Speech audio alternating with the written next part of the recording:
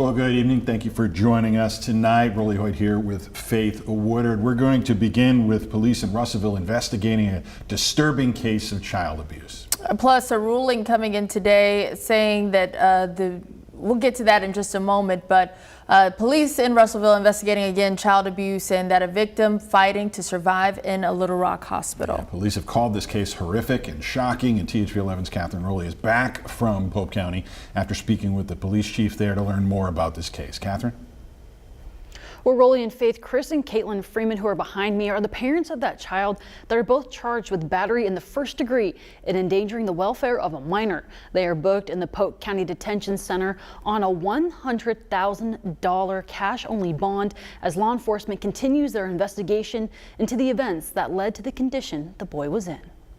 You got medical professionals using the word torture, mental and physical torture. I mean, that's just brutal facts, and that story's hard to tell.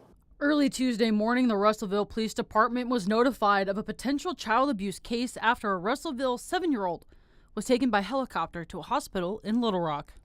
From there, law enforcement began looking into the parents of the child. As part of our investigation, the child was found unresponsive by the parents, according to statements and what was told to medical staff, and they brought him by a personal vehicle to Dardanelle Regional Hospital. At the hospital, it was discovered that the child weighed only 28 pounds. There was no ambulance call, no 911 call, and St. Mary's Hospital is a lot closer than Dardanelle from their residence.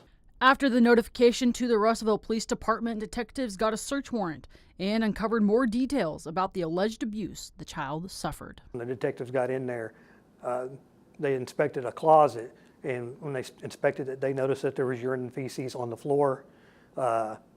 There were scratch marks on the drywall. They say that the child had been bound with rope in that closet as a form of punishment. But there are still questions that police are hoping to answer during their investigation. It's not from a lack of food. It's not. There was an abundance of food in the residence.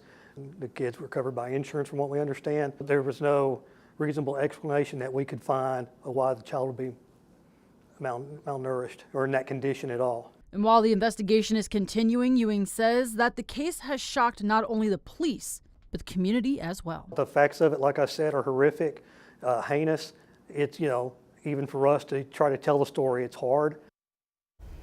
That 7-year-old remains in critical condition tonight. There were 2 other children that lived at that residence, and they have been taken into the Department of Human Services custody. The parents in this case have not yet entered a plea to those charges.